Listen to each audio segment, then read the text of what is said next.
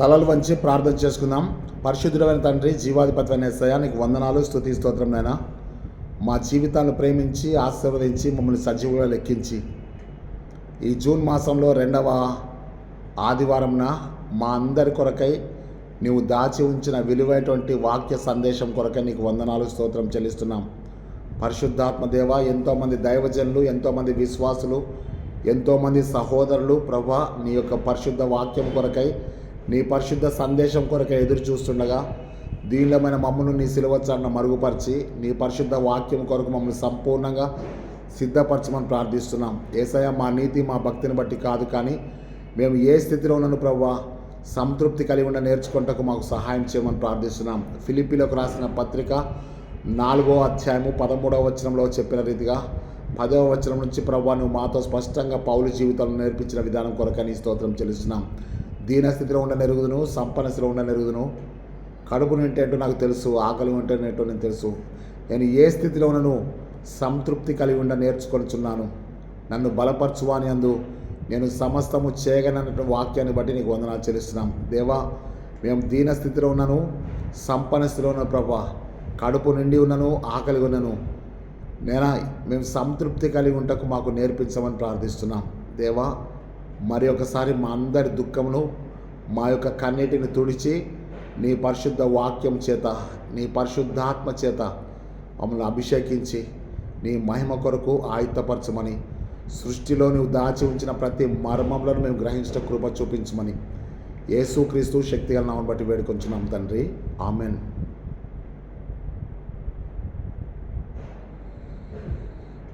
ప్రియమైనటువంటి దేవుని బిడ్డలారా, ప్రభువైన యేసుక్రీస్తు నామములో మీ అందరికి కూడా శుభం తెలియజేస్తున్నాను. ఈరోజు మనము పెంతెకోస్తు తర్వాత 3వ ఆదివారంలో ప్రవేశిస్తున్నాం. ఈ పెంతెకోస్తు తర్వాత 3వ ఆదివారము దేవుడు మనకు అనుగ్రహించిన అంశంను బట్టి మనం జ్ఞాపకం చేసుకుందాం. పర్యావరణ ఆదివారము అనగా ఎన్విరాన్మెంట్ సండే. ఈరోజు మనకి ఇచ్చేటువంటి అంశం ఏంటంటే సృష్టి దేవుని మహిమను ప్రకటించుతున్నది. సృష్టి దేవుని మహిమను ప్రకటించుతున్నది. గ్లోరిఫైయింగ్ గాడ్ అంటే మహిమపరుచుతున్నది అంటే దట్ ఈస్ కంటిన్యూస్ ప్రాసెస్. అంటే మహిమపరచినది అంటే అయిపోయినట్టే, మహిమపరుస్తుంది అంటే జరగబోయే సంగతి. కానీ ఇక్కడ మనకేం చెప్పంటే సృష్టి దేవుని మహిమను ప్రకటించుచున్నది. దేవుని మహిమను ప్రకటిస్తుంది. మనం ఏం చేస్తున్నాం? దేవుని వాక్యాన్ని ప్రకటిస్తున్నాం, దేవుని సువార్తను ప్రకటిస్తున్నాం, అవునా? దేవుని సందేశాన్ని ప్రకటిస్తున్నాం, అవునా? సృష్టి ఏం ప్రకటిస్తుందంటే దేవుని యొక్క మహిమను ప్రకటిస్తుంది. ప్రకటించుట అంటే మాట్లాడుట కదా. కానీ అక్కడ మనము వాక్య సందేశంలోకి వెళ్దాం. ఒకసారి మనం చూస్తే ఈ యొక్క దేవుని మహిమపరచుట లేకపోతే దేవుని మహిమను ప్రకటించుట అంటే మొదటి బైబిల్ పాఠము సామెతల గ్రంథము 8వ అధ్యాయము, Psalms, Proverbs 8th chapter verses 22 to 31. సామెతలు, ప్రోవర్బ్స్ 8th చాప్టర్ వర్సెస్ 22 నుంచి 31 వరకు, ఓకే కదా.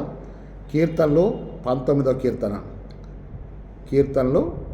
కీర్తన, ప్రకటన గ్రంథము 21వ అధ్యాయం 1 నుంచి 8 వచనాలు, revolutions chapter 21 versus 1 to 8, okay కదా. లూకా సువార్త 8వ అధ్యాయము 22 నుంచి 25 వచనాలు కదా. 20 లూకా సువార్త 8వ అధ్యాయము 22వ వచనం నుంచి 25 వరకు. Luke 8th chapter verses 22 to 25, okay కదా. ఈ భాగాన్ని మనం జ్ఞాపకం చేసుకొని పర్యావరణ ఆదివారం అని చెప్పేసి అన్నాం.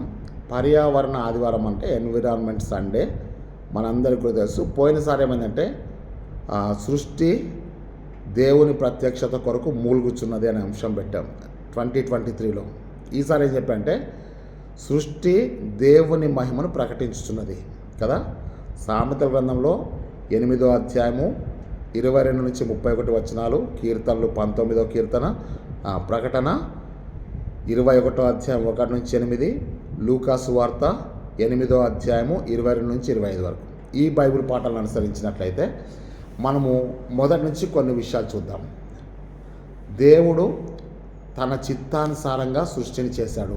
మొట్టమొదటిగా మనం చేయాలంటే దేవుడు ఎవరినో అడిగి ఎవరితోటో ఇచ్చేసి కాదు, దేవుని యొక్క సంకల్పం, సృష్టి దేవుని యొక్క ప్రణాళిక. ఓకేనా? నేను ఎప్పుడు మీకు చెప్తా అంటే for everything God has a plan and God has a purpose. Okay కదా? God has a plan, God has a purpose. దేవుడు అనంత జ్ఞాని. అవునా? దేవునికి ఏది చేసినా కానీ ఒక ప్రణాళిక ఉంటుంది, ఒక ఉద్దేశం ఉంటుంది. ఒక ప్రణాళిక లేకుండా దేవుడు ఏది కూడా చేయడు. ఒక ఉద్దేశం లేకుండా, పర్పస్ లేకుండా దేవుడు ఏ పని కూడా చేయడు. అంటే అర్థమంటే ఈ సృష్టిని కలగజేసినప్పుడు దేవునికి ఒక ఉద్దేశం ఉంది. ఈ సృష్టిని కలగజేసినప్పుడు దేవునికి ఒక ప్రణాళిక ఉన్నది. నేను మళ్ళీ మీకు చెప్తానంటే దేవుని యొక్క సృష్టికి విరుద్ధంగా మానవ కల్పితముల గురించిన వివరణ నేను చెప్పట్లేదు. ఎందుకంటే దాని గురించి నేను మీకు వివరణ ఇవ్వట్లేదు. కారణం అంటే బిగ్ బ్యాంగ్ థియరీ అని ఉంది కదా, తర్వాత ఎవల్యూషన్ అంటే జీవన పరిమాణ సిద్ధాంతం చార్లెస్ డార్విన్ గారు చెప్పినటువంటిది, తర్వాత బిగ్ బ్యాంగ్ థియరీ అని చెప్పి, తర్వాత ఇంకా ఏవేవో అన్నీ ఉన్నాయి సృష్టిని గురించి కొన్ని లక్షల కోట్ల సంవత్సరాల క్రితం. ఇదంతా పిచ్చితనం. కానీ ఇవన్నీ మానేసి మనం డైరెక్ట్గా వాక్య సందేశాలకు వచ్చేద్దాం. దేవుడు, మన విశ్వాసము దేవుని అందున్నది, మన విశ్వాసము ఆత్మ సంబంధమైనది. దేవుడు అంటే ఆత్మ కదా, దేవుడు అనగా ఆత్మ. దేవుని అందు విశ్వాసం ఉంచడం అంటే ఆత్మ సంబంధమైన విశ్వాసం. ఓకే కదా? ఇక్కడ మనం స్పష్టంగా చూడాల్సిన విషయం అంటే సృష్టి దేవుని మహిమను ప్రకటించుచున్నది. సృష్టి దేవుని మహిమను ప్రకటించుచున్నది. ఇది ఏ సృష్టి అంటే ఈ జీవన పరిమాణ సిద్ధాంతంలో వచ్చిన సృష్టి కాదు, బిగ్ బ్యాంగ్ థియరీలో వచ్చిన సృష్టి కాదు. ఇది సాక్షాత్తుగా దేవుని చేత చేయబడిన సృష్టి. దేవుని చేత చేయబడిన సృష్టి దేవుని మహిమను ప్రకటించుతున్నది. అంటే మన విశ్వాసము దేవుని అందున్నది, మన విశ్వాసము దేవుడే ఈ సృష్టికి కర్త. అంటే మానవ కల్పితంతో వచ్చింది కాదు, ఏదో అనుకోకుండా జరిగింది కాదు, కానీ దేవుడే ఈ సృష్టిని చేశాడు. కనుక సృష్టికర్త ఎవరు అంటే దేవుడే. ఇక్కడ మనం చాలా జాగ్రత్తగా కొన్ని విషయాలు గమనించుదాం. మొట్టమొదటి ఏంటంటే సృష్టి అనగానే మనకి ఎక్కువ గమనించేది ఏంటంటే సృష్టి అనగానే చెట్లు, పువ్వులు, పక్షులు, జంతువులు కదా. ఒక యేసుప్రభు చెప్తాడు కదా, మార్కు సువార్త 16:15 మీరు సర్వలోకమునకు వెళ్ళి సర్వ సృష్టికి సువార్త ప్రకటించండి అనగానే సృష్టి అనగానే మనకి ఫస్ట్ గుర్తొచ్చేది ఏంటంటే చెట్లు, పువ్వులు కదా, ఇవే గుర్తొస్తాయి మనకి. కానీ వాక్యంలో ఏం చెప్పబడుతుందంటే సృష్టి అంటే అర్థం ఏంటంటే పంచభూతములు. అంటే భూతములు అంటే దెయ్యాలు కాదు, మళ్ళీ జ్ఞాపకం చేసుకోండి. పంచభూతములు అనగా ఏంటి చెప్పండి? పంచభూతములు, పాంచ అంటే 5 కదా, పంచభూతములు అంటే 5 కదా. ఇక్కడ మనం చూస్తే ఆకాశము, అవునా, భూమి, వెలుగు అంటే అగ్ని, నీరు, గాలి. ఓకేనా? మళ్ళీ చెప్తాను, ఆకాశము, భూమి, నీరు, గాలి, అగ్ని. ఓకేదా? ఈ 5 కూడా పంచభూతములు. ఇవన్నీ కూడా సృష్టిలో భాగములు. ఇవి కాక మానవుడు కూడా, మానవులం అంటే మనం కదా, మనం అందరం కూడా దేవుని సృష్టిలో భాగమే. మనము కూడా సృష్టిలో నుంచి తీయబడ్డ వాళ్ళమే. జాగ్రత్తగా మనం గమనించాలి. సృష్టిలో నుంచి మనం కూడా తీయబడ్డాం. మనము సృష్టిలో ఒక భాగము, దేవుని మహిమలో కూడా మనం ఒక భాగం. సృష్టి దేవుని మహిమను ప్రకటించుతున్నది అంటే అర్థమేంటంటే ఆ సృష్టి ఎట్లయితే దేవుని మహిమను ప్రకటించున్నదో మనము సృష్టి నుంచే సృజించబడ్డాం. కనుక మనము కూడా దేవుని మహిమను ప్రకటించడంలో భాగస్థులం. మీకు చాలా చక్కగా అర్థమైంది అనుకుంటా. దేవుడు సృష్టి అనగానే అన్నీ 6వ దినం లోపల పూర్తి చేశాడు, బాగుంది. అన్నీ బాగు చేశాడు, అన్నీ మంచి చేశాడు. ఈ అన్నీ మంచి చేసినటువంటి 6వ దినమున, చివరి దినమున చివరి భాగంలో చివరిగా సృష్టించింది ఎవరంటే మానవుణ్ణి. ఓకే కదా. మీకు మళ్ళీ ప్రతిసారి చెప్పారంటే సమస్తాన్ని దేవుడు మాట చేత కలుగజేశాడు, మానవుని మాత్రం నేల మట్టి నుంచి తయారు చేశాడు. అవునా? ఆదికాండం 2:7 ఓకే కదా.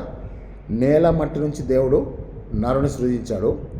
ఆ తర్వాత ఏం చేశాడంటే వాని నాసికారంధ్రములలో ఊదగా నరుడు జీవ ఆత్మాయను.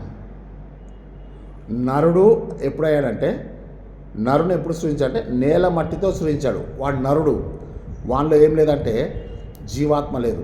ఎప్పుడైతే దేవుని యొక్క ఊపిరి న్యూమా అంటే ఊపిరి, గాలి, దేవుని యొక్క ఊపిరి వాని నాసికారంధ్రములలో ఊదినప్పుడు వాడు ఏమైందంటే జీవాత్మ ఆయను. అంటే ఈ మట్టి శరీరంలో, మట్టితో చేయబడ్డ శరీరంలో దేవుని ఊపిరి ఉన్నది అని చెప్పి జ్ఞాపకం చేస్తున్నాం. మొన్న ఆ మధ్యలో ఒక వృద్ధాప్యంలో ఉన్న దైవజనుడు చెప్పిన మాట ఏంటంటే మన శ్వాస యేసు యేసు అంటే ఊపిరి పీలవడం ఊపిరి పీల్చడం యేసు యేసు అంటూ ఉంటుందంట. అంటే అర్థమేంటే ఆ దైవజన్ యొక్క అనుభవం అట్లా మనం ఏం చెప్పేదానికి లేదు. అక్కడ ఏమంటాడంటే మానవుల్లో మట్టి ఘటంలో మహిమైశ్వర్యం ఉందని చెప్పి కొరింథీ పత్రికలో చెప్తాడు కదా. ఏంటంటే దేవుని యొక్క ఊపిరి, దేవుని యొక్క ఆత్మ మనలో ఉన్నది. ఇంతటి గొప్ప భాగ్యము సృష్టిలో ఏ ప్రాణికి కూడా ఇవ్వబడలేదు. ప్రియ దేవుని బిడ్డ, బాగా అర్థం చేసుకోండి, నా మాట అర్థం చేసుకోండి.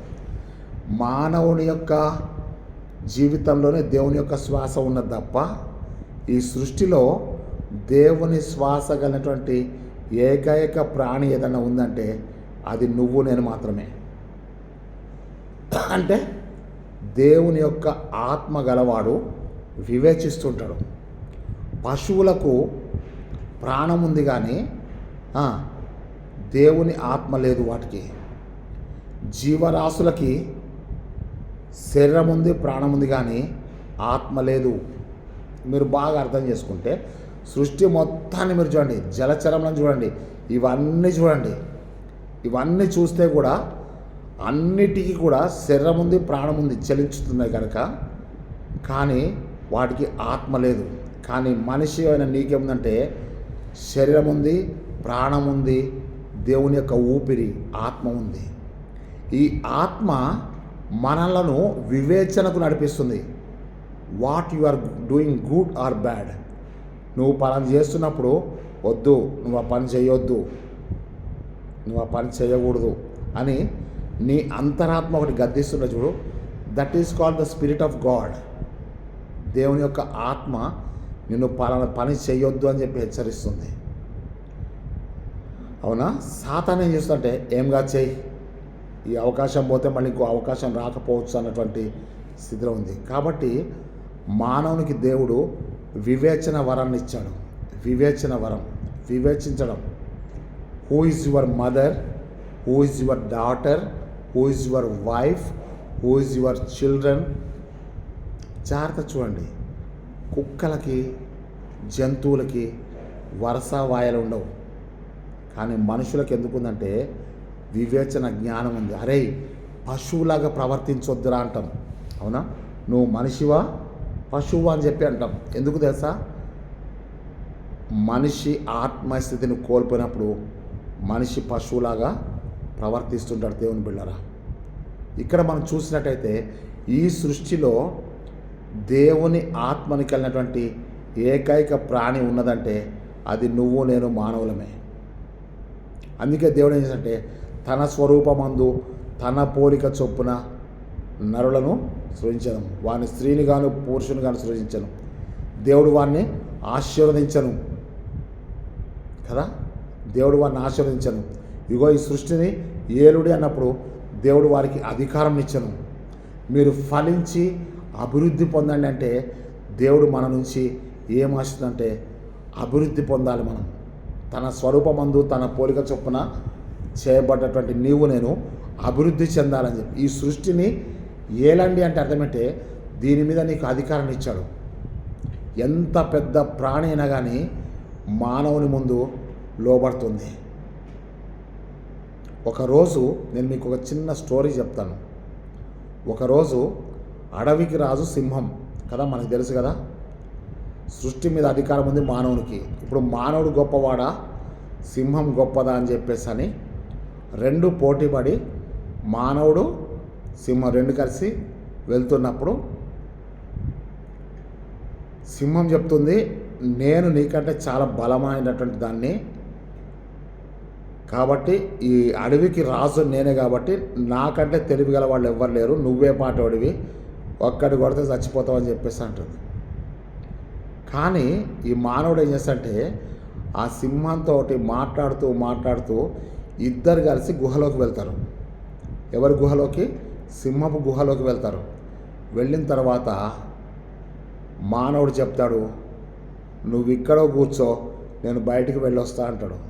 అని ఏం చేస్తాడంటే బయటికి వెళ్ళి ఆ సింహమును లోపల పెట్టి ఆ గుహకి రాయిని మూసేస్తున్నాడు.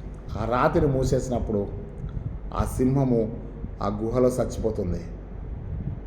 అక్కడ మనం చూస్తే సింహం అంటుంది, నిన్ను ఎట్లయినా సరే లోపల తీసుకెళ్ళి గుహలోకి తీసుకెళ్ళి చంపేస్తా అంటుంది.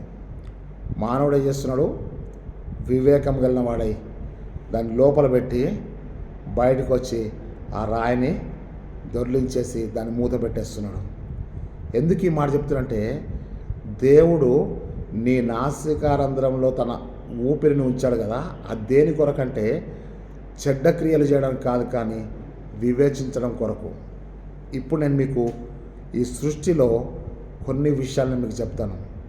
సృష్టిని గురించి, సృష్టి దేవుణ్ణి మహిమపరిచే విధానాన్ని గురించి 7 పాయింట్లు చెప్పి నేను మీకు ముగిస్తాను. మొదటిగా మీరు ఏం చేస్తారంటే దేవుని యొక్క సన్నిధిలో ఈ వాక్యాలను జాగ్రత్తగా రెడీ చేసుకోండి. రెండవది ఏంటంటే పెన్ను డైరీ తీసుకొని నేను చెప్పేటువంటి ప్రతి విషయాన్ని కూడా మీరు మీ ఓన్ హ్యాండ్ రైటింగ్తో రాసుకొని, మళ్ళీ ఈ రెఫరెన్స్లతో మాత్రమే కాక దేవుడు మీకు బయలుపరిచిన విధానంలో మీరు మోకాళ్ళేసి ప్రార్థన చేసుకొని ఒక మంచి వాక్య సందేశాన్ని సిద్ధపరచుకొని సంఘానికి మీరు ఒక సిద్ధపడినటువంటి దైవజనుడిగా వాక్యాన్ని అందించవలసిందిగా మనవి చేస్తున్నాను.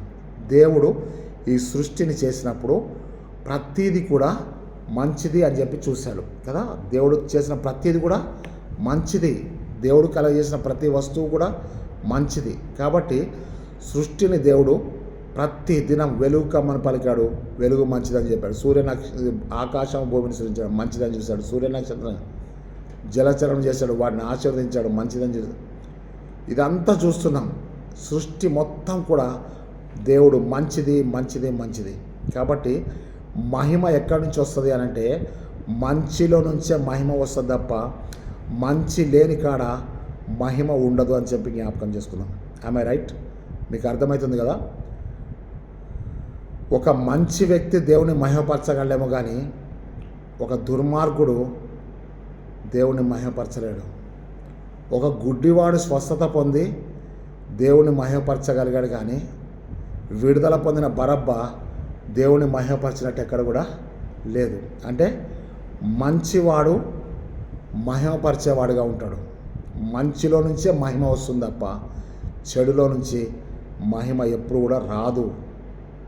నీ కుమారుడు చెడ్డవాడైతే నీ కుమారుడు ఎప్పుడు దేవుణ్ణి మహిమపరచలేడు.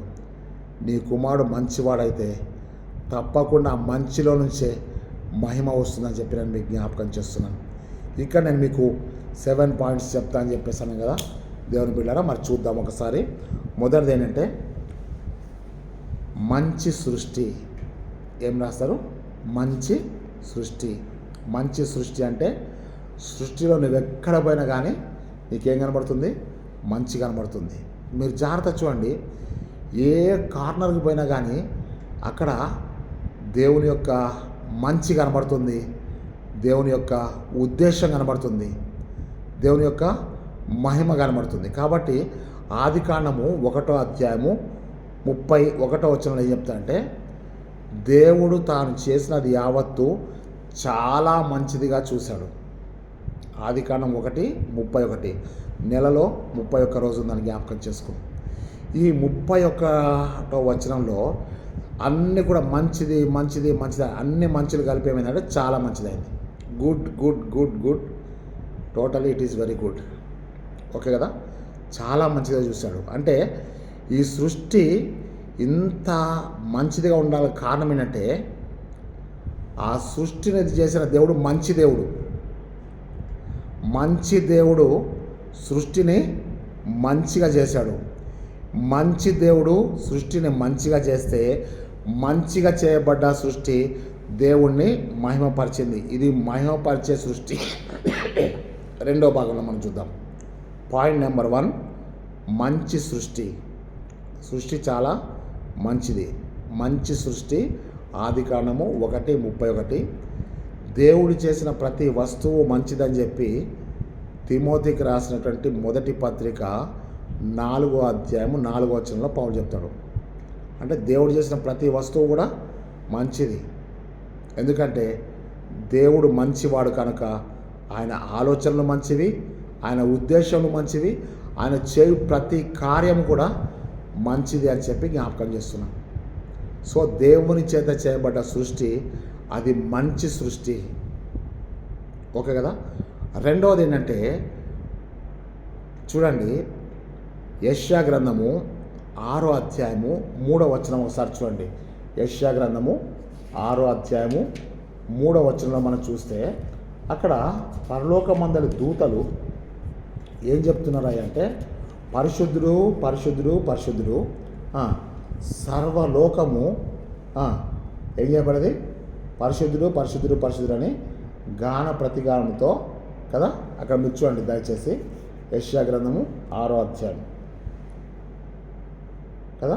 అక్కడ చూసినట్టయితే సైన్యులకు అధిపతి యెహోవా పరిశుద్ధుడు పరిశుద్ధుడు పరిశుద్ధుడు, సర్వలోకము ఆయన మహిమతో నిండి ఉన్నది అని గాన ప్రతిగానములు గొప్ప స్వరముతో గాన ప్రతిగానములు చేయుచున్నారు. ఏమని గాన ప్రతిగానం చేస్తుంటే సర్వలోకము ఆయన మహిమతో నిండి ఉన్నది. మళ్ళీ నేను మీకు జ్ఞాపకం చేస్తున్నాను. మొదట ఏం చేయబడంటే మంచి దేవుడు సృష్టిని మంచిగా చేశాడు. అంటే wherever you go in his creation you will see the goodness of God. దేవుని యొక్క మంచిని నువ్వు చూడగలవు. అంటే సృష్టి మంచితనం ద్వారా దేవుని మహిమను ప్రకటిస్తుంది. మంచిలో నుంచి మహిమను ప్రకటిస్తుంది. రెండవది ఏంటంటే సర్వలోకము ఆయన మహిమతో నిండి ఉన్నది. అంటే ఎక్కడికన్నా ఏ కార్నర్ కన్నా నువ్వు you can see the glory of God. దేవుని మంచిని మాత్రమే కదా నువ్వు చూసేది, దేవుని మహిమను కూడా మనం చూస్తాం. నేను మీకు ఒక చిన్న విషయం చెప్తాను. యేసయ్య చెప్తాడు, పువ్వులు ఎలాగో ఎదుగుచున్నావో చూడండి. పువ్వులు ఎలాగ ఎదుగుచున్నావు కదా. సొలొమోను సైతము వాటి వలె అలంకరింపబడలేదంటాడు. నేను మీకు చిన్న ఉదాహరణ చెప్తాను. అంటే నేను చూసిన ఉదాహరణ నేను మీకు చెప్తాను. ఏంటి అని అంటే గోంగూర చెట్లు చూస్తారు కదా మీరు. గోంగూర తింటాం కదా మనం, గోంగూర పచ్చడి చేసుకుంటాం కదా. గోంగూర చెట్టు యొక్క పువ్వును మీరు చూడండి, ఎంత బ్యూటిఫుల్గా ఉంటుందో మీరు చూడండి. అదే సమయంలో మీకు ఏం చెప్తా అంటే బెండ చెట్టు ఉంది కదా, బెండకాయలు, లేడీస్ ఫింగర్ కదా. మరి ఆ బెండ చెట్టు యొక్క పువ్వును మీరు చూడండి, ఎంత చక్కగా ఉంటుందో మీరు చూడండి. రెండు సిమిలర్గా ఉంటాయి, దగ్గర దగ్గర ఉంటాయి. కానీ దీని అందం దీనికే ఉంటుంది, దీని అందం దీనికే ఉంటుంది. ఇంకా మీకు చెప్పనా, పొట్లకాయ చూడండి. పొట్లకాయని చూస్తే దాని యొక్క పువ్వును మీరు చూడండి. నేనేం చెప్తాంటే అసలు పువ్వులు ఎలాగ ఎదుగుతున్నావో ఆలోచించండి అని చెప్పి యేసుప్రభు చెప్తున్నాడు. ఇక్కడ నేను మీకు ఎందుకు ఈ మాట చెప్తానంటే సర్వలోకము ఆయన మహిమతో నిండి ఉన్నదని యెషయా గ్రంథం 6వ అధ్యాయము 3వ వచనం చెప్పబడుతుంది. సర్వలోకం అంటే wherever you go the corner of the creation you will see the glory of the God. దేవుని మహిమను నువ్వు చూస్తావు. ఇక్కడ మనం చూస్తున్నాం. ఈరోజు మనకి ఇవ్వబడ్డ ఉత్తర ప్రత్యుత్తర భాగం ఆ యొక్క 19వ కీర్తన 1-2 వచనం చూస్తే ఆకాశములు దేవుని మహిమను వివరించున్నవి, అంతరిక్షములు ఆయన చేతి పనిని ప్రచురపరుచున్నవి. వాటికి భాష లేదు, మాట లేదు, కానీ అవి దేవుని మహిమను ప్రచురం చేస్తున్నాయి. రాత్రికి రాత్రి, పగలకు పగలు దేవుని మహిమను ప్రచురం చేస్తున్నాయి. ఒకసారి మీరు ఎండాకాలమే కదా, ఇంటి డాబా మీదకి వెళ్ళి పడుకోండి, ఆ నక్షత్రాలు ఎట్లుంటాయో మీరు చూడండి. ఆ సూర్య చంద్ర నక్షత్రాలు దేవుని రాత్రికి రాత్రి, పగలుకు పగలు దేవుని యొక్క మహిమను వివరిస్తున్నాయి. ఇదిగో నరుడా, ఇదిగో దేవుని మహిమ అని చెప్పి నీకు దేవుని యొక్క మహిమను వివరిస్తున్నాయని చెప్పి 19వ కీర్తన 1-2 వచనాలు చూస్తున్నాం. ఇక్కడ మనం చూస్తే సర్వలోకము ఆయన మహిమతో నిండి ఉన్నది. యెషయా గ్రంథము 35వ అధ్యాయము, యెషయా గ్రంథం 35వ అధ్యాయం 1-3 వచనం మనం చూస్తే అవి మన దేవుని తేజస్సుని వివరిస్తున్నాయి కదా. అరణ్యమును ఎండిన భూమియు కదా, అరణ్యమును ఎండిన భూమియు సంతోషిస్తున్నాయి.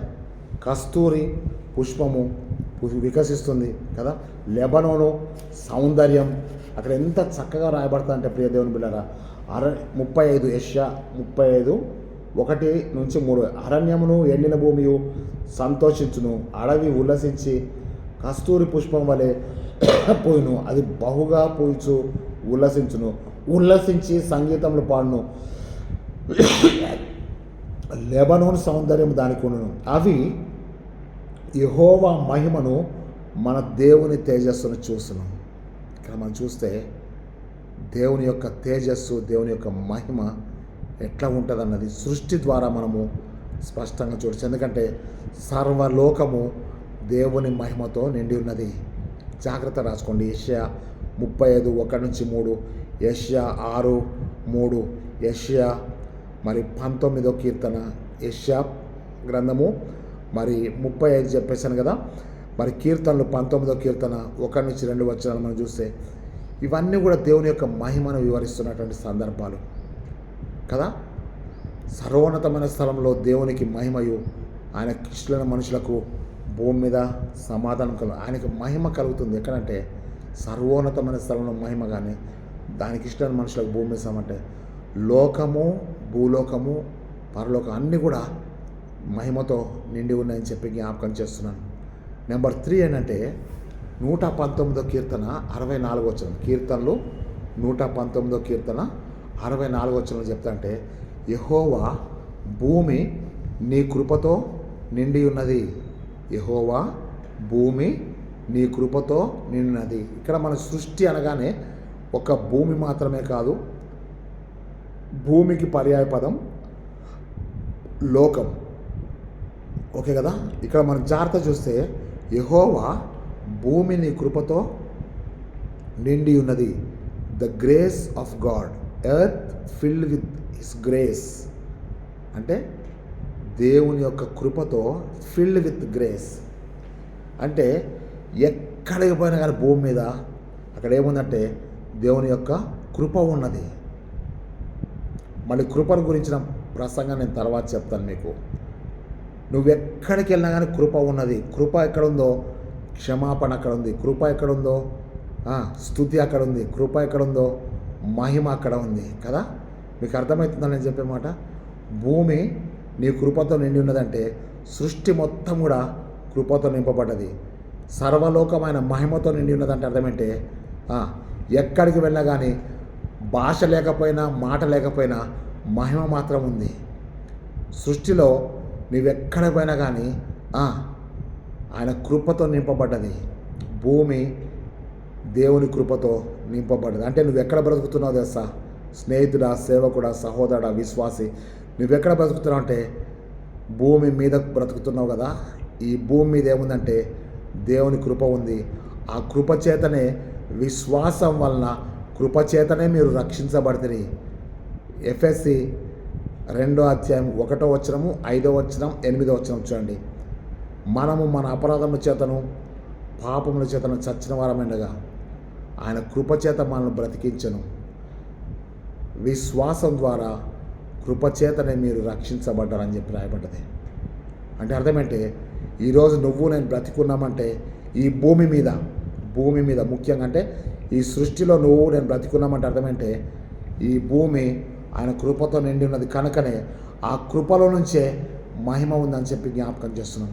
ఆ కృపలోనే నువ్వు దేవుని మహిమపరచడానికి అవకాశం ఉంది. అవునా?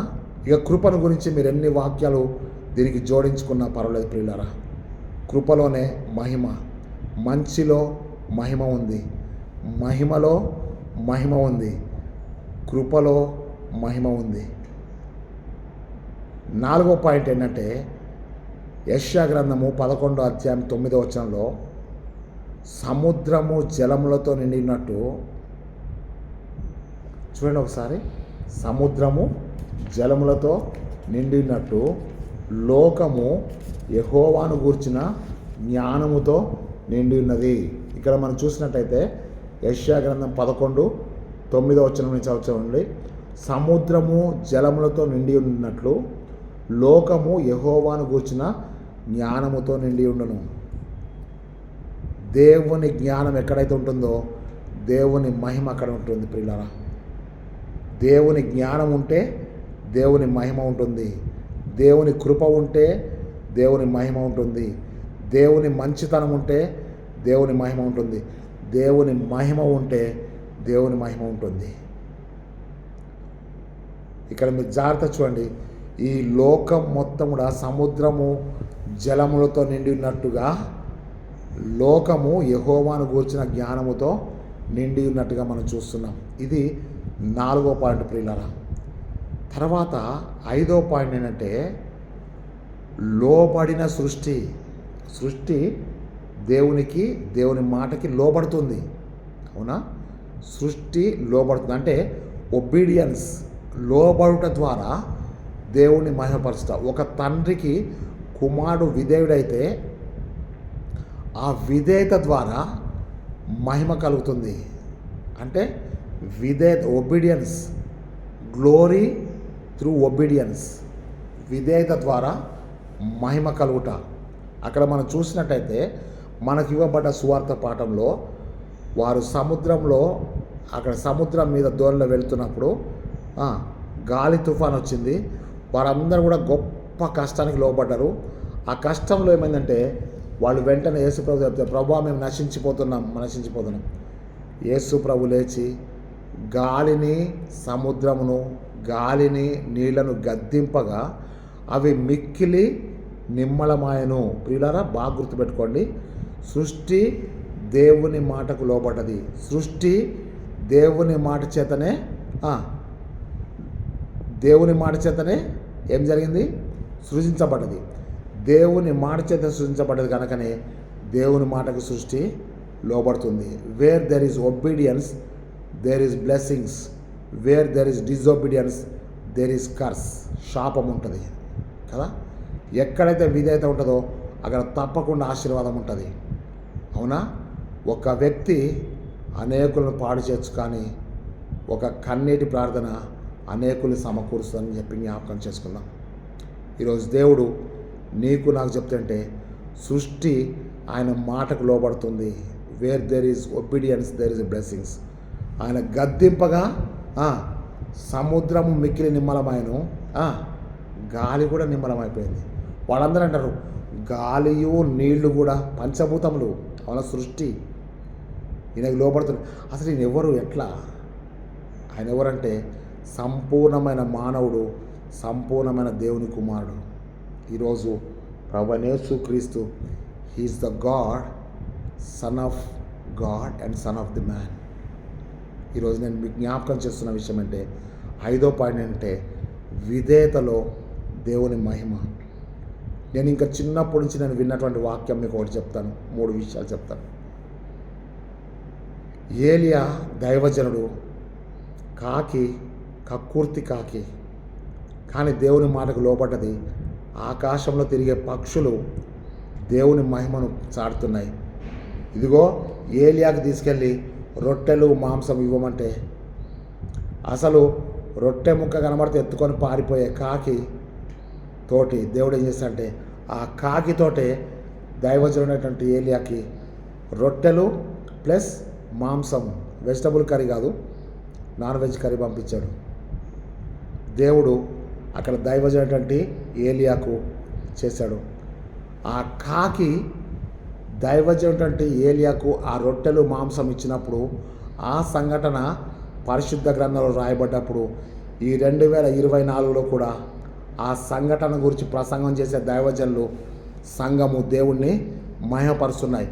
ఆ మహిమపరచడం గల కారణం ఏంటంటే ఒక కాకి దేవుని మాటకు లోబడ్డప్పుడు, కాకి దేవుడు చెప్పిన పని చేసినప్పుడు, ఆ కాకి చేసిన పనిని బట్టి పరిశుద్ధ గ్రంథంలో రాయబడ్డప్పుడు ఆ రాయబడ్డ సంఘటన ద్వారా ఇప్పుడు మనందరం దేవుణ్ణి మహిమపరుస్తున్నాం. పక్షులు దేవుని మాట వింటున్నాయి. రెండవది, యోనాను మింగినటువంటి చేప, తిమింగలం, పెద్ద మత్స్యములకు దేవుడు ఆజ్ఞయ్యగా అది యోనాను మింగివేసెను. ఉందా వాక్యం యోనా గ్రంథం 1వ అధ్యాయం చివరి వచనంలో. అంటే జలచరములన్నీ కూడా దేవుని మాట వింటున్నాయి. దేవుడు ఏం చెప్పాడంటే తెలుసా చేపకి, ఆ గొప్ప మత్స్యానికి, ఇదిగో నా భక్తుడని చెప్పబడ్డ యోన సముద్రంలో పడవేయబడుతున్నాడు, అతన్ని నువ్వేం చేయాలంటే నమలకుండా మింగాలి. ఓకే కదా? నా దైవజనుడైనటువంటి నా భక్తుడైనటువంటి ఆ యొక్క యోనాని నువ్వేం చేయాలంటే నమలకుండా మింగాలి. ఎందుకంటే అది గొప్ప మత్స్యం కదా. ఒకవేళ దాని ఒక పన్ను దిగితే మొత్తం లోపల నుంచి బయటకు వచ్చేస్తుంది. గుర్తుందా? నేనేం చెప్తానంటే ఎంత విధేయత కదా. గొప్ప మత్స్యంకు ఆజ్ఞయ్యగా అది యోనాను మింగివేశాను. 3 దినములు యోన చేప గర్భంలో ఉన్నాడు. తర్వాత యోనాను కక్కివేశాను. ఆ యోన అందులో ప్రార్థన చేశాడు, దేవుని తట్టు తిరిగాడు, దేవుడు ఆయన ప్రార్థన ఆలకించాడు. ఏం జరిగింది? యోనాను కక్కివేసింది. మింగమంటే మింగింది, కక్కమంటే కక్కేసింది. అవునా? ఆ గొప్ప చేప సృష్టిలో దేవుని చేత సృష్టించబడ్డ చేప దేవుని మాటకు లోబడ్డది. అవునా? దేవుని చేత సృష్టించబడ్డ కాకి, పక్షులు రిప్రజెంటేషన్ ద బర్డ్స్ కదా. చేపలు దేవుని మాట విన్నాయి, కాకులు దేవుని మాట విన్నాయి. సింహము అడవికి రాజు, సింహాల బోన్లో దానియేలు వేయబడ్డాడు. రాత్రి అంతా ఉన్నాడు, ఒక్క సింహం కూడా దానియేలుని ముట్టుకోలేదు. దేవుడు సింహాలకు ఆజ్ఞ ఇచ్చాడు, ఇదిగో మీరు ఎట్టి పరిస్థితిలో కూడా నా యొక్క సేవకుడిని ముట్టుకోకూడదని చెప్తే దానియేలుని చూసిన సింహాలు నోరు మూసుకున్నాయి. ఆ తర్వాత దానియేలుని ఎవరైతే కచ్చబట్టారో వాళ్ళ లోపల వేస్తుంటే వాళ్ళు కింద పడకముందే వాళ్ళని అందుకొని తినేసినట్టుగా మనం చూస్తున్నాం వాక్యంలో. ఇక్కడ మనం చూస్తే దేవుడు తన దూతను పంపి సింహాలు నాకు ఏ హాని కలగకుండా చేశా అని చెప్పి దానియేలు సాక్ష్యం చెప్తాడు. కానీ 34వ కీర్తన 7వ వచనంలో చెప్తాడంటే యెహోవా యందు భయభక్తులు గల వారి చుట్టూ ఆయన దూత కావలి ఉండి వారిని కాపాడుతుంది. ఆ తర్వాత నేను మీకు చెప్తాను దేవుని బిడ్డారా, అరణ్యంలో సింహానికి భయపడని ఒక ప్రాణి ఉంది. అదేంటి తెలుసా? ఇంకొక సింహం. అంటే అర్థమైంది తెలుసా? 28 సామెతలు 28:1 నీతిమంతులు సింహం వలె ధైర్యంగా ఉంటారని చెప్పి చెప్తున్నాడు. అక్కడ సింహము వలె ధైర్యంగా ఉంటాడు. సింహానికి ఎప్పుడు భయపడదు. ఆ రాత్రి నీతిమంతులైనటువంటి దానియేలు సింహాల మధ్యలో ఉన్నప్పుడు సింహాలకు ఎవరు కనబడుతుందంటే సింహమే కనబడుతుంది. ఈరోజు దేవుడు మనకు 3 విషయాలు చెప్తాడు. ఆకాశ పక్షులు దేవుని మాట విని దేవుని మహిమపరిచాయి. ఆ తర్వాత జలచరములు గొప్ప మత్స్యము దేవుని మాటకు లోబడి దేవుని మహిమపరిచింది. ఆ తర్వాత దానియేలును సింహబోన్లో వేస్తే సింహాలు దేవుని మాట విని నోరు మూసుకొని దేవుని యొక్క మహిమ కొరకు నిలబడ్డాయి. కానీ మానవుడు మాత్రం దేవుని మాట వినడానికి ఇష్టపడాడు. ఈరోజు దేవుడు నీతో నాతో ఈ మాట చెప్తున్నటువంటి మాట గమనించండి. కాబట్టి జ్ఞాపకం చేసుకుందాం. నెంబర్ 5 ఏంటంటే లోబడిన సృష్టి. అంటే లోబడడం ద్వారా దేవుని మహిమపరిచింది. యెహోవా జ్ఞానమును సద్వినియోగం చేసుకోవడం ద్వారా సృష్టి దేవుని మహిమపరిచింది. కృపలో దేవుని యొక్క కృపతో నింపబడ్డ భూమి కనుక దేవునికి మహిమ. ఇంకా నేను మీకు చెప్తాను, మనందరికీ తెలిసినటువంటి వాక్యము, కాగా ఎవడైనా క్రీస్తు యేసునందున వాడు నూతన సృష్టి. 2 Corinthians 5th chapter verses 17. కొరింథీయులకు రాసిన 2వ పత్రిక 5వ అధ్యాయం 17వ వచనం.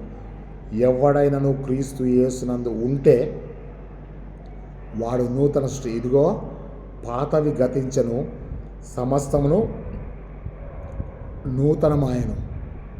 అవునా, క్రొత్తవాయను.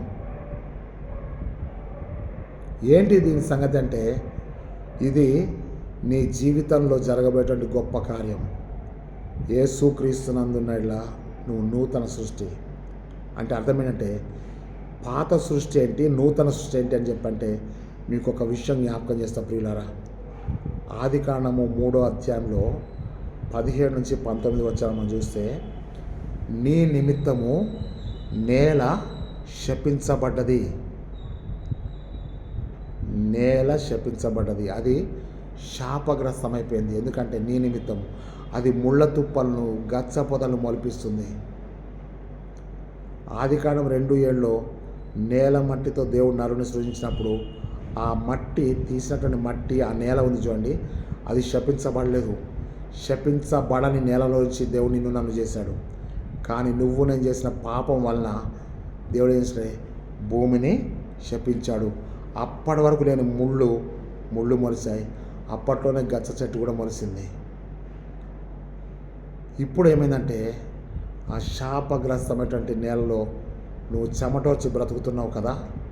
ఇప్పుడు ప్రభు చెప్తాంటే, నీ కష్టాలన్నీ తీరడానికి, నీ పాపములు క్షమించబడ్డానికి, నిన్ను మరణంలోంచి జీవంలోనికి నడిపించడానికి దేవుడే నరునిగా జన్మించాడు.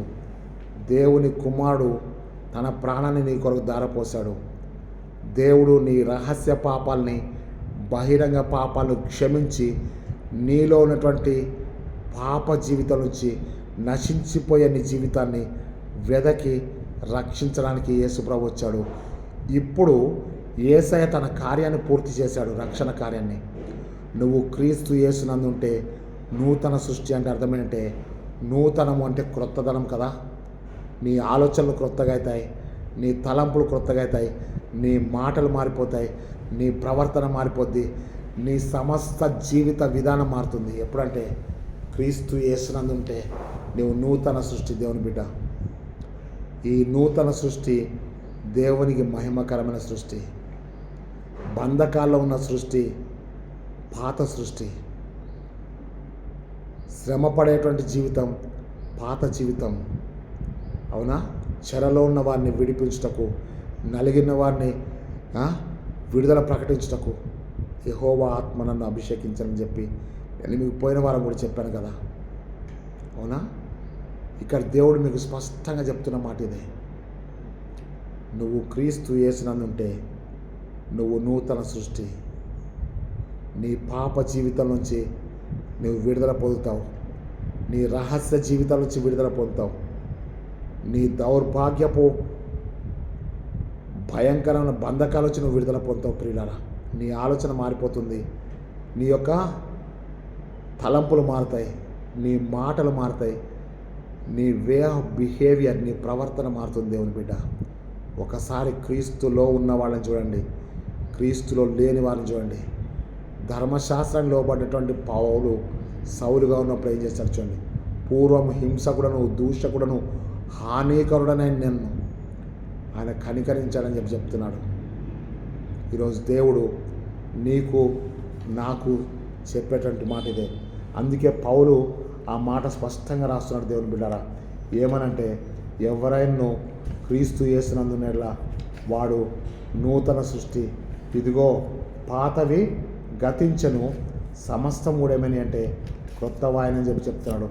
ఒకసారి మీరు దేవుని వాక్యంలోకి వెళ్ళిపోతే అక్కడ ఏంటంటే, పూర్వము హింసకుడను కదా, దూషకుడను, హానికరుడను కదా. తిమోతికి రాసినటువంటి మొదటి పత్రిక 1వ అధ్యాయం ఒకసారి చూడండి ప్రియులారా. ఒకసారి నేను చదువుతాను చూడండి. 1 Timothy 1st chapter verses 12. తిమోతికి రాసిన మొదటి పత్రిక 1వ అధ్యాయం 12. పూర్వము దూషకుడను హింసకుడను హానికరుడైన నన్ను తన పరిచర్యకు నియమించి నమ్మకమైన వానిగా ఎంచినందుకు నన్ను బలపరిచిన మన ప్రభువైన క్రీస్తు యేసునకు కృతజ్ఞుడైన నన్ను తెలియక అవిశ్వాసం వల్ల చేసింది కనుక కనికరింపబడుతుంది. ఇక్కడ క్రీస్తు యేసునందు ఉంటే నూతన సృష్టి అంటే సృష్టి దేవుని ఎట్లయితే మహిమపరుస్తుందో నూతన సృష్టి కూడా దేవుని మహిమపరుస్తుంది. ప్రియులారా, ఆ నూతన సృష్టి ఎవరంటే నీవు నేను జ్ఞాపకం చేసుకుందాం. ఈరోజు నా వరకు నేను చెప్తాను, నేను ఈ స్థితిలో ఉన్నానంటే నా దేవుడి యొక్క కృపనే తప్ప, నా యేసయ్య తప్ప నాకు వేరే లేదు అని చెప్పి నేను మీకు జ్ఞాపకం చేస్తున్నాను. నెంబర్ 7 మీకు ఒక మాట చెప్తాను. నిత్య సృష్టి అంటే ఎవర్ లాస్టింగ్ క్రియేషన్. ఇది మనం పత్రిక పాఠం చూస్తున్నాం. అంతటా పాత భూమి పాత ఆకాశం గతించిపోయినాయి, సముద్రం ఇకను లేదు. అవునా? దీని గురించి ముందుగానే యెషయా గ్రంథంలో కూడా చెప్తున్నాడు. ఏమనంటే యెషయా గ్రంథంలో మీరు చూడండి, అక్కడ చూడండి, యెషయా గ్రంథము 66వ అధ్యాయము 22వ వచనం మనం చూస్తే యెషయా గ్రంథము 66:22 ఒకసారి మీరు చూడండి దయచేసి. 66వ అధ్యాయము 22వ వచనం నేను చదువుతాను, జాగ్రత్త వినండి. అక్కడ ఏం చెప్తా అంటే 22వ వచనంలో ఒక్కసారి చెప్తాను. నేను సృజింపబోవు క్రొత్త ఆకాశమును క్రొత్త భూమియు లయము కాక నా సన్నిధిని నిలుచున్నట్లు నీ సంతతియు నీ నామమును నిలిచుండును. ఇదే యెహోవా వాక్కు. నేను సృజింపబోయేటువంటి క్రొత్త ఆకాశము క్రొత్త భూమిని గురించి, అది లయము కాదు అంటే అది నిత్యము నిలిచేది అని అర్థం. లయము కాదు అంటే అర్థం అంటే దానికి పతనం అనేది లేదు అని చెప్తేమంటే నీ సంతతియు నీ నామమును నిలిచియుండును. ఇది యెహోవా వాక్కు. ఒకసారి మీరు 65వ అధ్యాయంలో కూడా మనం చూసినట్టయితే కదా, 65వ అధ్యాయము 17వ వచనం చూడండి. ఇదిగో నేను క్రొత్త ఆకాశము క్రొత్త భూమిని సృజించుచున్నాను, మునుపటివి మరవబడును, జ్ఞాపకమునకు రావు. యెషయా గ్రంథం 65:17వ వచనం. ఇక్కడ మనం జాగ్రత్త చూసినట్టయితే క్రొత్త భూమి క్రొత్త ఆకాశం నేను సృజించబోతున్నానని చెప్పి యెషయా ప్రవచనంలో ఉంటే, ఆ ప్రకటన గ్రంథము 21వ అధ్యాయం 1 నుంచి 8 వచనాలు మనం చూస్తే అంతటా పాత భూమి పాత ఆకాశం గతించిపోయాయి. ఇదిగో క్రొత్త భూమి క్రొత్త ఆకాశం ఉంది, అక్కడ సముద్రం లేదు. యెరూషలేము నూతనమైన పట్టణము పెళ్లి కుమార్తె వలె అలంకరించుకొని ఉందని చెప్తాడు. అక్కడ మనం చూస్తే అది నిత్య సృష్టి అంటే ఎవర్ లాస్టింగ్ క్రియేషన్. అక్కడ మనం జాగ్రత్త చూసినట్టయితే యేసు ప్రభు మరి మత్తయి సువార్త 5వ అధ్యాయము 17వ వచనం 18వ వచనం అక్కడ చెప్తానేమంటే ఆకాశమును భూమియు గతించును కానీ ధర్మశాస్త్రం నుంచి సున్నాను పొల్లాను కొట్టివేయబడదని చెప్తున్నాడు. అంటే యేసు ప్రభు కూడా చెప్తున్నాడు ఏమంటే ఆకాశమును భూమియు గతించిపోతాయని చెప్పి యేసు ప్రభు చెప్తున్నాడు. అంటే అర్థమంటే యేసు ప్రభు స్పష్టంగా చెప్తుంటే ఇంత సృష్టి ఉంది కదా, ఈ సృష్టిలో ఉన్నటువంటి ఆకాశము భూమి అన్నీ కూడా గతించిపోతాయని చెప్తున్నాడు. ప్రియులారా, అంటే అర్థమేంటంటే ఈ దృశ్యమైనవి నశించిపోతాయి, అదృశ్యమైనవి నిత్యము నిలుస్తాయి. ఈ నిత్య సృష్టిలో ఏమైందంటే నిత్యానందం ఉంటుంది. నిత్య సృష్టిలో ఏముంటుందంటే నిత్యానందం ఉంటుంది. ఒకటి చూద్దాం, ఆనందం వేరు నిత్యానందం వేరు. అవునా?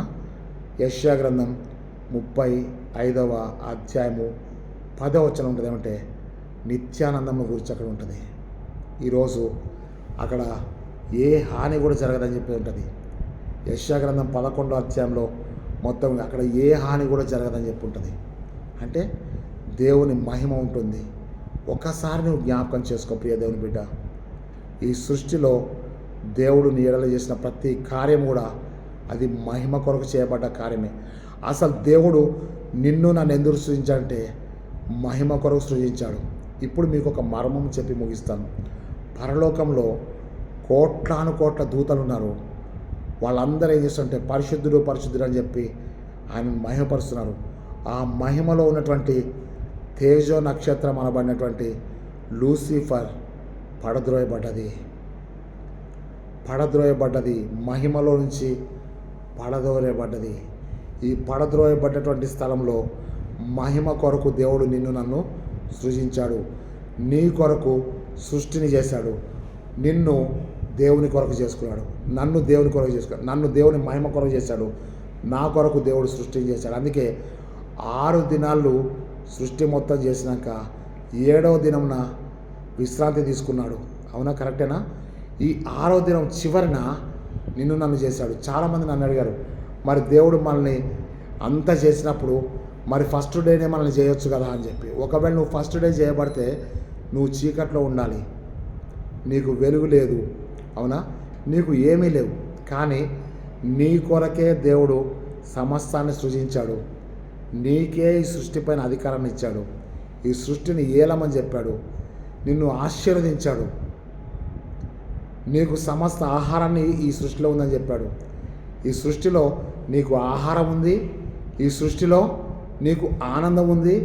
ఈ సృష్టిలో నీకు ఆరోగ్యం ఉంది. అవునా? నువ్వు పీల్చుకునే ఆక్సిజన్ ఎక్కడిది? అవునా? కరెక్టేనా? అంటే అర్థం ఏంటంటే ఈ సృష్టిలో ఉన్న ప్రతీదీ దేవుడు నీ కొరకు నా కొరకు చేశాడు. మనల్ని దేవుడు తన మహిమ కొరకు చేశాడు. సృష్టి దేవుని మహిమపరుస్తుంది. మనము సృష్టిని అనుభవించడం ద్వారా మనము కూడా దేవుణ్ణి మహిమపరచాలి. అంటే సృష్టిని లయపరచడం కాదు, కానీ సృష్టిని మహిమ కొరకు కాపాడాలి. దేవుడిచ్చిన సృష్టిని మనం ఏం చేయాలంటే కాపాడుకోవాలి. కాపాడుకుంటే అది మళ్ళీ మనకే ఆశీర్వాదం. అవునా? దేవుని మహిమ కొరకు చేయబడ్డ సృష్టిని మనం లయపరచకూడదు. కానీ మన బాధ్యత ఏంటంటే దేవుని సృష్టిని కాపాడితే దేవుని మహిమను మనం కాపాడుకున్నట్లు లెక్క. కాబట్టి ప్రియ దేవుని బిడ్డారా, చివరిగా నేను ఒక మాట చెప్తాను. దేవుని కార్యాలు, ప్రతి కార్యము దేవుని మహిమను వివరిస్తుంది. ఈరోజు దేవుడు నీ జీవితంలో ఏదన్నా గొప్ప కార్యం చేశాడని చెప్పి నువ్వు తలంచితే దేవుడు చేసిన ప్రతి మేలు కొరకు కృతజ్ఞత చెల్లిద్దాం. దేవుని మహిమ కొరకు జీవిస్తాం. సృష్టి దేవుని మహిమను ప్రకటిస్తుంది. ఒక్కసారి నువ్వు అట్లా వెళ్ళి చూస్తే సృష్టి యావత్తు కూడా దేవుని మహిమ కొరకు, దేవుని కుమారుడు పొందబో మహిమ కొరకు ఎదురు చూస్తుందని రోమా 8:18-19 వచనాలు మనం చూస్తున్నాం. సృష్టి దేవుని కుమారుల యొక్క ప్రత్యక్షత కొరకు ఎదురు చూస్తుంది. ఇది మహిమ కొరకు చేయబడ్డ సృష్టి, ఆశీర్వదించబడ్డ సృష్టి కదా. ఆశీర్వదించబడ్డ సృష్టి, కృప, దేవుని మహిమ, దేవుని జ్ఞానము ఈ సృష్టిలో నీకు ఎక్కడ పోయినా కనబడుతుంది. కానీ నువ్వు అవిధేయుడవైతే ఏ ఆశీర్వాదం కూడా పాత్రుడో కాలేవు. నువ్వు విధేయుడవైతే ఆశీర్వాదాలు ఉంటాయి. ఆశీర్వాదాలు ఎక్కడ ఉంటాయో మహిమ కూడా అక్కడ ఉంటుందని జ్ఞాపకం చేసుకొని తలలు వంచి ప్రార్థన చేసుకుందాం. పరిశుద్ధుడైన తండ్రి, జీవాధిపతి అయిన యేసయ్యా, నీకు స్తోత్రం నాయనా. సర్వలోకము నీ మహిమతో నిండి ఉన్నది కనుక, సర్వలోకము నీ మహిమతో నిండి ఉన్నది కనుక, భూమి నీ కృపతో నిండి ఉన్నది కనుక దేవా నీకు వందనాలు చెల్లిస్తున్నాం. ప్రభువా, సముద్రం జలముతో నిండినట్లు లోకము నీ జ్ఞానముతో నిండినది కనుక నీ స్తోత్రం చెల్లిస్తున్నాం. నీకు లోబడ్డటువంటి సృష్టిని బట్టి నీ స్తోత్రం చెల్లిస్తున్నాం. సృష్టి యావత్తు చాలా మంచిదిగా నువ్వు చూసినందుక నీ స్తోత్రం చెల్లిస్తున్నాం. మేము అవిధేయులమై పాపంలో మ్రగ్గి మా అపరాధముల చేత పాపల చేత చచ్చినప్పుడు కృపచేత మమ్మల్ని రక్షించి క్రీస్తు యేసునందు మమ్మల్ని నూతన సృష్టిగా చేసినందుక నీ స్తోత్రములు. నీ నిత్య సృష్టిలో ప్రవ్వా నీవే మా మధ్యలో గుడారం వేసి మేము నీ ప్రజలమై ఉన్నట్లు నువ్వు మా దేవుడు అయినందుకు నీకు స్తోత్రం చెల్లిస్తున్నాం. దేవా, మా ప్రతి బాష్ప బిందువును తుడిచివేస్తున్నందుక నీ స్తోత్రములు.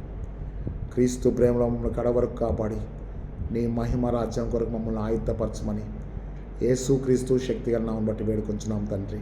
ఆమేన్.